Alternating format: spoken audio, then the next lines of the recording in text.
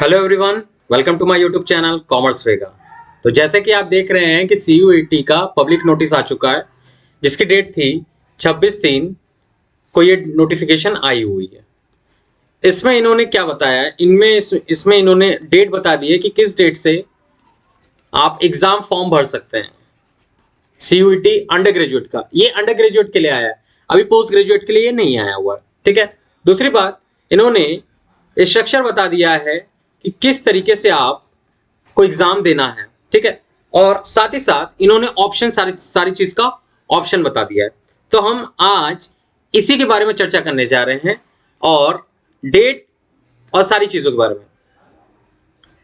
देखिए, जैसे कि आप देख सकते हैं कि इसकी डेट कब से स्टार्ट हो रही है, वो 2 तारीख से स्टार्ट हो रही है और लास्ट की 30 तारीख तक रहेगी। इस एग्जाम फॉर्म को भरने के लिए एक वेबसाइट बनी हुई है जो कि वेबसाइट है CUET-samarth.ac.in। मैंने अभी इस वेबसाइट को ओपन किया था, तो इस वेबसाइट पे अभी ऐसी कोई चीज अवेलेबल नहीं हुई है, लेकिन ये मुझे लगता है कि 2 तारीख को सारी चीज अवेलेबल हो जाएगी। इसके लिंक के लिए मैं इसका लिंक अपने इस वीडियो के नीचे दे दूंगा। और साथ ही साथ अगर आपके इसको लिंक को चाहिए या अगर आप यहां तक नहीं पहुंच पा रहे हैं, तो आप NTA के इस नोटिस को डाउनलोड करिए, जो कि NTA ने इस नोटिस को इशू किया अपने ऑफिशियल वेबसाइट पे। आप इसके थ्रू इस नोटिस को डाउनलोड करने के बाद इस लिंक को क्लिक कर सकते हैं। ठीक है। साथ ही आइए बात करते हैं आगे की कि उन्होंने क्या बताया। देखिए, सबसे पहले इन्होंने ये बताया कि एग्जाम का स्ट्रक्चर क्या होगा।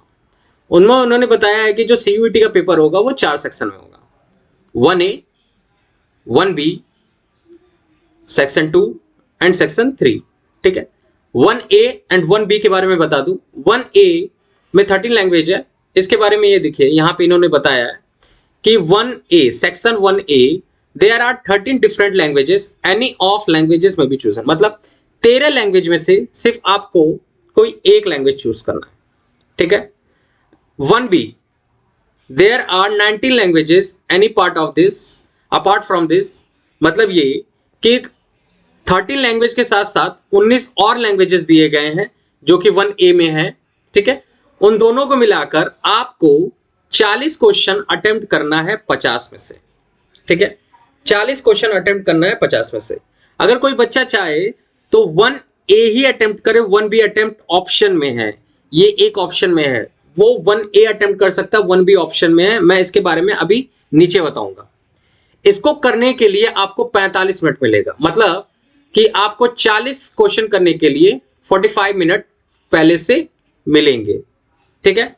आगे की बात, सेक्शन 2 डोमेन है।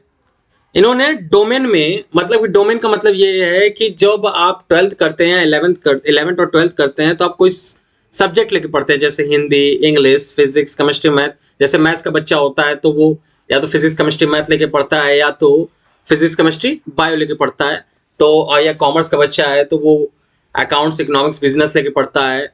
तो इसी तरह ह्यूमैनिटीज का बच्चा है तो वो ज्योग्राफी, इकोनॉमिक्स और पॉलिटिकल साइंस लेके पढ़ता है। तो ये सारे डोमेन्स हैं। तो डोमेन्स का मतलब होता है जिस सब्जेक्ट में आप स्पेसिफिकली पढ़ते हैं, जिस चीज के बारे में। तो यहाँ पे 27 डोमेन सब्जेक्ट दिए गए हैं, उसमें से आपको 6 डोमेन सब्जेक्ट चूज करने की बात कर रहा है।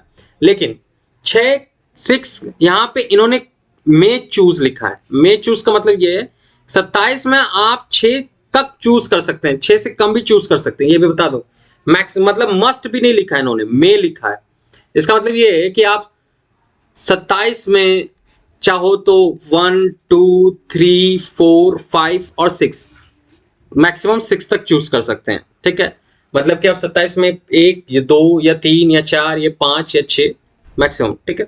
और उसमें से 45 मिनट मिलेंगे आपको क्वेश्चन करने के लिए, और 40 क्वेश्चन करना होगा 50 में से। मतलब कि यहां पे भी 40 क्वेश्चन करना होगा 50 में से। सेक्शन 3, ये जो सेक्शन 3 है, जनरल टेस्ट, यहां पे इसके बारे में मैं थोड़ा सा आपको एक अच्छे से बताऊं। For any such undergraduate programme being offered by university where a general test is being used for admission।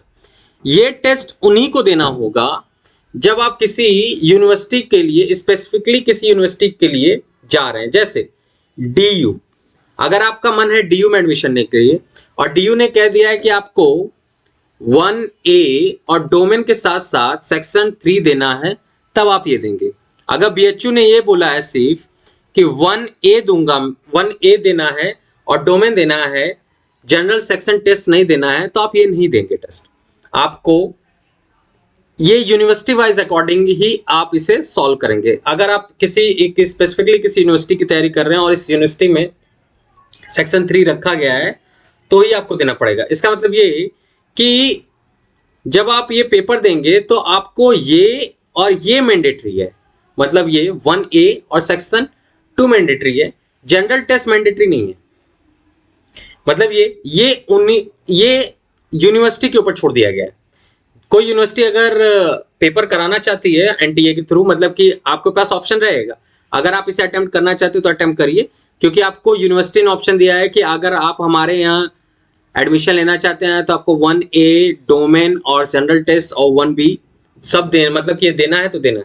लेकिन अगर किसी यूनिवर्सिटी में ये बोल दिया कि सिर्फ आपको 1A और सेक्शन B के थ्रू भी हमारे एडमिशन मिल सकता है, तो आप ये दोनों दे के भी एडमिशन ले सकते हैं। बात समझ में आई हमारी? ठीक है, आइए इसमें जो ड्रॉबैक है मैं उसके बारे में कुछ बातें करना चाहता हूं। देखिए, इसमें जो ड्रॉबैक है मैं उसके बारे में कुछ बातें करना चाहता हूं। देखिए, सबसे पहला ड्रॉबैक क्या है इसमें, देखिए जैसे कि अगर कोई बच्चा लैंग्वेज पे कमांड उसकी नहीं है, लैंग्वेज पे कमांड उसकी नहीं है, तो उसके साथ क्या होगा? वो 40 क्वेश्चन अगर सही से नहीं कर पा रहा है, लेकिन वो डोमेन का बहुत कमांडेड स्टूडेंट है। कभी कभी ये होता है कि कोई बच्चा अपने फिजिक्स केमिस्ट्री मैथ में बहुत स्ट्रांग होता है, लेकिन वो लैंग्वेज में वीक होता है, तो वो यहाँ पे मात खा सकता है बच्चा, वो यहाँ पे मात खा सकता है बच्चा। लेकिन कोई बच्चा ऐसा है कि वो लैंग्वेज पे कमांड है उसकी बहुत अच्छी, लेकिन डोमेन में वीक है, तो उसके लिए भी एक अपॉर्चुनिटी मिल जा रही है यहाँ पे। तो जहाँ पे एक जनरल पेपर होने लग रहा है, एक ऐसा जो कि आप एक नॉर्मल पेपर दे रहे हैं, यहाँ पे डोमेन के बेसिस पे कोई बात नहीं हो रही है। मतलब कि अगर आप बीएससी करना चाह रहे हैं और आपका मैथ्स अच्छा नहीं है तो भी आप बीएससी कर पाएंगे, बीएससी कर सकते हैं। ठीक है, अगर आप बायोलॉजी से हैं लेकिन आप बायोलॉजी में अच्छे नहीं हैं तो भी आप बायोलॉजी में चले जाएंगे, क्योंकि आपको लैंग्वेज अच्छी आनी चाहिए, क्योंकि लैंग्वेज से कॉम्पिटिटिव आप कर लेंगे।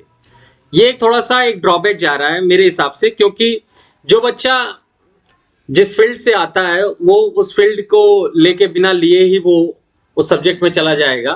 ठीक है, जैसे कि हमारे यहाँ कई बच्चे ऐसे हैं जो कि इसके बारे में बात कर रहे थे हमसे कि सर अगर हम लोग लैंग्वेज अच्छा नहीं है लेकिन हमारा फिजिक्स केमिस्ट्री मैथ्स अच्छा है तो सर हमारा चांसेस क्या? मैंने कहा कि ये बेटा, ये तो लैंग्वेज एक ऐसा ही चीज हो गई है जो कि एक मैंडेटरी दिखाई दे रही है इवन डोमेन से।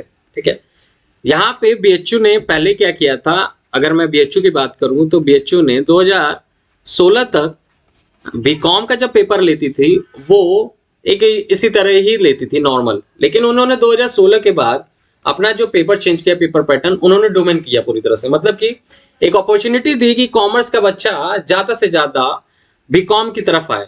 ठीक है, क्योंकि उसको एक ऑप्शन मिलना चाहिए, लेकिन यहाँ पे ऐसा ऑप्शन उसे नहीं दिखाई दे रहा है। वो लैंग्वेज को ज्यादा पढ़ेगा, अपने डोमेन सब्जेक्ट पे कम देगा, क्योंकि उसको लगने लगा है कि अब 40 क्वेश्चन लैंग्वेज के हैं तो उसको फोकस उस पर करेगा। मतलब यहाँ पे अब एक एक्सपर्टीज कम होने लगेगी किसी सब्जेक्ट को लेके। ठीक है, ये इसका थोड़ा सा ड्रॉबैक है। इसको लेके मुझे लगता है कि सीयूईटी को मतलब कि एनटीए को इस पे सुधार करना चाहिए। इस पे इनको सुधार क्या करना चाहिए, हाँ, अगर इन्हें कराना था तो 100 क्वेश्चन डोमेन से करा देते, 50 क्वेश्चन ओवरऑल करा देना चाहिए था जनरल टेस्ट और इवन इंग्लिश को लेके, जो लैंग्वेज अगर ये चलाना चाहते हैं, जिससे ये होता है कि बच्चा कम से कम अपने सब्जेक्ट्स को लेके तो पढ़ता, जिससे इसकी एक्सपर्टीज आगे जाके फ्यूचर में अच्छी होती। ठीक है, और इसमें इन्होंने जो लैंग्वेज जो इन्होंने डोमेन सब्जेक्ट दिया है कि 27 डोमेन सब्जेक्ट आपको जो दिए हैं, उसमें आप देख सकते हैं अकाउंट्स है, अकाउंट्स के अंदर ही बुक कीपिंग है, बायोलॉजी है, बायोलॉजी के अंदर बायोलॉजी स्टडी है, ठीक है, बायोटेक्नोलॉजी है, बायोकेमिस्ट्री है, थर्ड बिजनेस स्टडीज है, चौथा केमिस्ट्री है, इसी तरह 27 दिए हुए हैं। ठीक है, और इन्होंने एक बात और कही है, उसके बारे में बात करना चाहता हूं। A candidate can choose a maximum of any 3 language from section 1A and 1B and from together, और जब वो थर्ड लैंग्वेज चूज करेगा तो वो डोमेन का काम करेगा, डोमेन लैंग्वेज का। ठीक है, मतलब ये कि अगर उसने 1A चूज कर लिया, 1A से कुछ लैंग्वेज चूज कर लिया, फिर 1B से लैंग्वेज चूज कर लिया, फिर उसके बाद उसने एक और लैंग्वेज चूज कर लिया। जैसे क्या होता है कि कई पेपर ऐसे होते हैं जो लैंग्वेज के होते हैं, तो वो 6th डोमेन सब्जेक्ट्स के ऊपर काम करेगा। मैक्सिमम जो आप 6वां डोमेन सब्जेक्ट देखेंगे उसके ऊपर, डोमेन सब्जेक्ट के ऊपर वो काम करने लगेगा। ठीक है, तो ये इन्होंने बात बोली है। अगर आपको लगता है कि इसके पैटर्न पे चेंज करना चाहिए, इन्हें थोड़ा सा एक पेपर पैटर्न इस तरीके से लाना चाहिए जिसमें कि एक कंपटीशन, एक हेल्दी कंपटीशन हो, जो कि बिटवीन द एक अच्छे कैंडिडेट्स के ऊपर, कैंडिडेट्स के बीच में, जैसे कि होता है कि 100 क्वेश्चन और 50 क्वेश्चन को लेके ऐसा होना चाहिए। तो आप मुझे जरूर शेयर करिए और इस चीज को ज्यादा से ज्यादा वायरल करने की कोशिश करिए, जिससे कि एक लगे कि हाँ इसे चेंज करने की जरूरत है, इस पैटर्न को। लैंग्वेज एक इंपॉर्टेंट है, मैं ये नहीं कह रहा हूँ, लेकिन ये एक लैंग्वेज को एक बहुत ज्यादा हैवी वेटेज देना डोमेन के बराबर, ये अच्छी बात नहीं है। क्योंकि डोमेन के बराबर देने से क्या होता है कि बच्चे लैंग्वेज की तरफ ज्यादा जाएंगे अपने डोमेन सब्जेक्ट को छोड़कर। ठीक है, और जो बच्चा किसी बोर्ड से, मतलब कि किसी बोर्ड से जब 11 बार की तैयारी करता है तो वो अपने डोमेन सब्जेक्ट पे ज्यादा फोकस करता है इन कंपेयर टू लैंग्वेज, तो वो उसके लिए थोड़ा सा ये ड्रॉबैक है।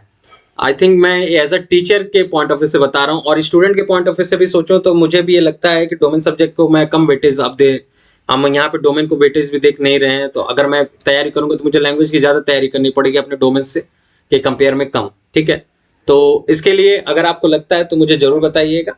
So thank you everyone.